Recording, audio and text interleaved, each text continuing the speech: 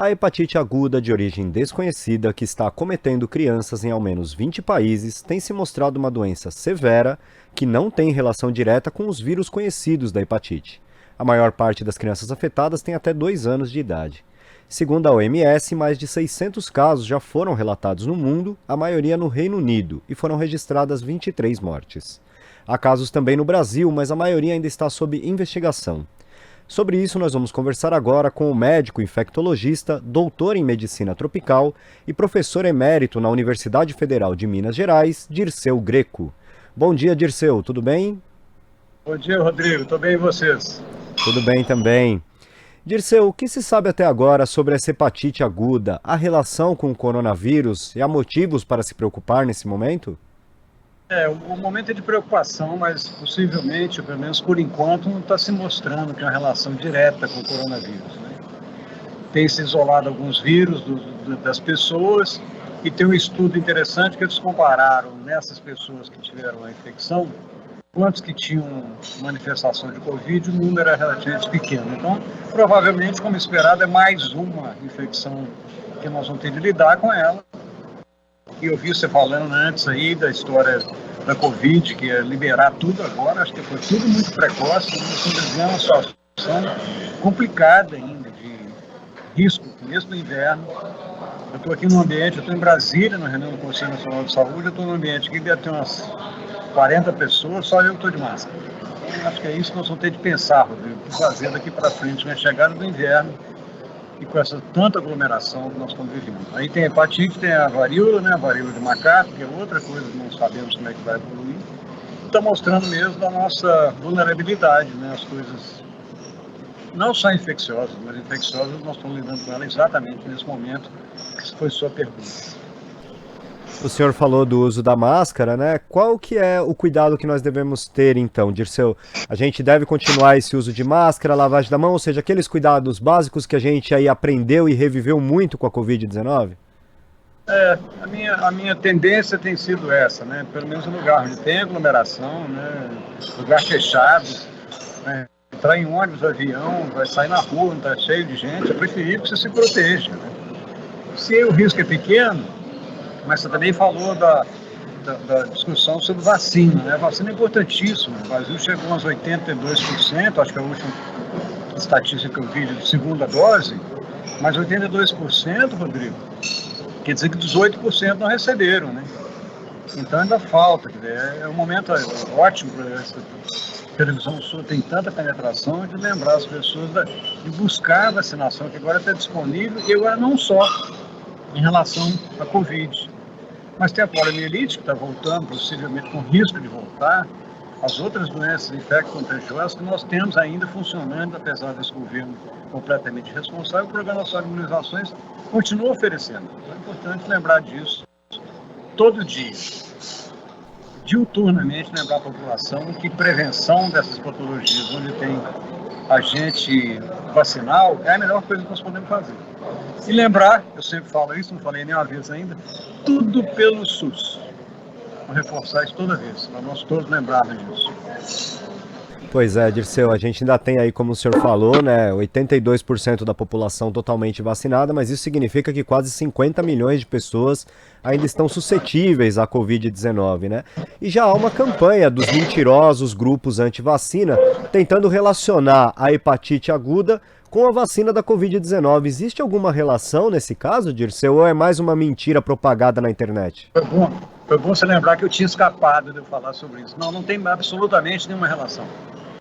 E é muito fácil que esses mentirosos, essas mentiras, que agora tem um nome chique, né, que é em inglês, que é fake news, você espalha isso entre as pessoas que já são suscetíveis às mentiras e corremos o risco das pessoas se afastarem da vacina. Não tem nada mostrado, isso já foi avaliado nessa... É um número pequeno de pessoas, relativamente 600 casos, mais ou menos, no mundo inteiro, mas nenhuma relação, nem casual, nem causal, entre ter tomado vacina de Covid e ter apresentado esse processo infeccioso. Lembrar isso para a população, né? E voltamos a malhar em ferro frio. Vacina, vamos forçar, num certo sentido, no bom sentido, né, que as pessoas se informem, como está sendo tentado, se faz aqui todo dia, que a vacina, nesse momento, é a nossa esperança que não tem uma recrudescência real de casos. São Paulo já está tendo casos a mais do que tinha. E você pensa, a média móvel de 109 mortes, se você comparar com a média móvel que estava 2.000, claro que diminuiu, mas 100 mortes é metade de um Boeing caindo todos os dias no Brasil, sem necessidade. Acho que é importante ter isso bem claro para todo mundo. Dirceu, e é importante destacar, inclusive, né, que tem um dado sobre essa hepatite aguda de que a maior parte, na verdade, é de crianças abaixo de 2 anos, ou seja, uma população que sequer está recebendo a vacina da Covid, né? Então, realmente, não tem nenhuma relação. Falar um pouquinho mais sobre essa doença, as crianças afetadas, elas costumam apresentar sintomas gastrointestinais, incluindo dor abdominal, diarreia e vômito, além de poder apresentar icterícia, que é aquela coloração amarelada da pele e dos olhos. O que os pais devem fazer se suspeitarem que os filhos estão com essa doença, Dirceu? Buscar atendimento médico, né? Procurar, se for via SUS, procurar os atendimentos médicos que estão preparados, né? Está começando a cada vez mais se discutir sobre isso. E tem um problema, Rodrigo, e a complicação de como é que se indica. Claro, se aparecer icterícia, que você comentou muito bem, esse amarelão na pele ou no rosto, na esclerótica do olho, esse é um marcador completamente importantíssimo de buscar atendimento imediato. Os outros confundem com muitas doenças infecto-contagiosas, né? Mal-estar, dor abdominal, diarreia, várias viroses têm esse problema. É isso, você está acompanhado, buscar atendimento preventivo nessa situação como essa. Correto. O senhor apontou aí sobre a questão da Covid, né, da pandemia não ter acabado. Ontem o presidente Jair Bolsonaro revogou uma série de decretos que organizavam o enfrentamento da pandemia no país, né? Qual que é o impacto desta decisão, justamente vendo que a pandemia não acabou, que a gente está tendo aumento de casos de novo, aumento de internações? O que isso pode interferir no processo de combate à pandemia? Esse é um risco real, né? Porque se essa curva que está começando a ser mudada voltar a subir, quando tem emergência, tem muito mais facilidade de enfrentá-la. Até em relação à compra de insumos, a colocar mais financiamento para isso, eu acho que é um risco, mais um risco estúpido, né, corrido por esse governo completamente despreparado para o lugar que está. E, claro, eu estou solidário com as pessoas que podem dizer, olha, eu estou cansado, tem 2 anos e meio que eu estou desse jeito, que bom que liberou tudo, mas já ficamos 2 anos e meio, vamos aguardar um pouco mais, tomar mais cuidado pessoal, já que está tudo aberto mesmo. O mundo inteiro, em vários locais, abriram do modo que está sendo feito aqui, mas mesmo a OMS está dizendo que o cuidado tem de ser mantido. Nós vamos ter que ficar atento. E aí, Rodrigo, acho que é uma coisa que eu já tenho falado muitas vezes sobre isso, não dá para fazer previsão nenhuma, né? Acho que é preferível semanalmente ou quinzenalmente você trazer esse tema à tona, nós falarmos sobre isso, porque vai começar, se tiver em recrudescência mesmo, em aumento de casos, vai aparecer daqui 1 semana, 2 semanas, 3 semanas. Né? Então acho que esse é o momento que nós vamos ter de falar com a população.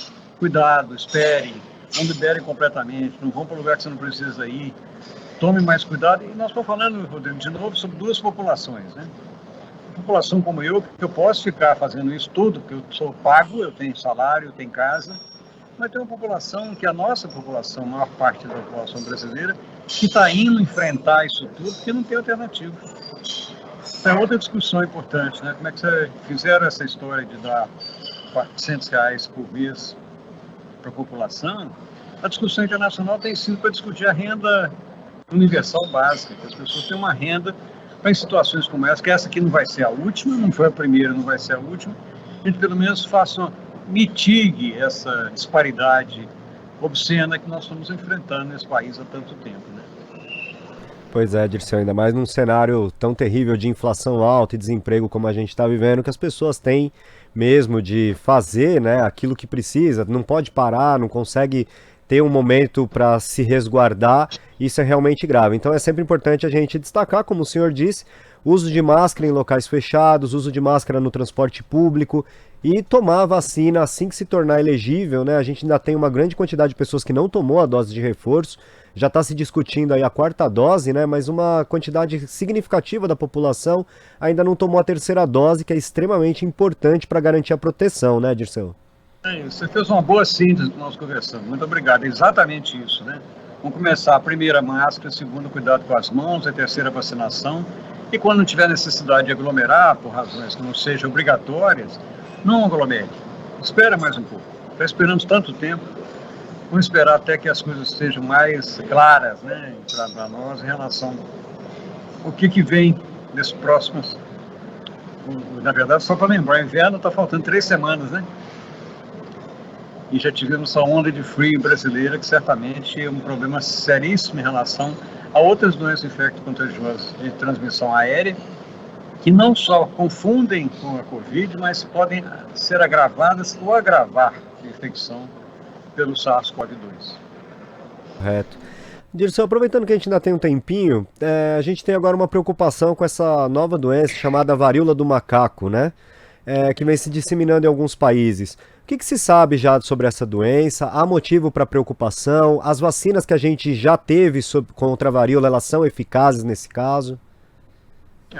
3 perguntas importantes, né? A primeira é a preocupação, sim, né? Começa a aparecer casos esparsos. Outra vez, uma doença que pode ser transmitida de maneira relativamente fácil, o risco dela disseminar é maior. Né? Por enquanto está localizada, tem uns casos em avaliação, aparentemente no Brasil, nem tem detalhes sobre isso.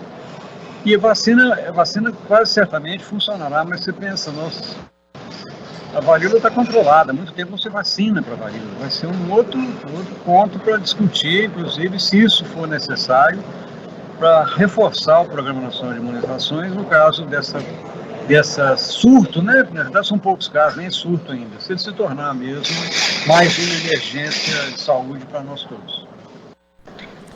Maravilha, Dirceu. Muito obrigado pela sua participação de hoje aqui no Jornal Brasil Atual. Sei que estava complicado aí no ambiente, que está um ambiente aberto, né? Sempre mais complicado de conversar, mas eu agradeço muito a sua atenção e um bom dia para o senhor.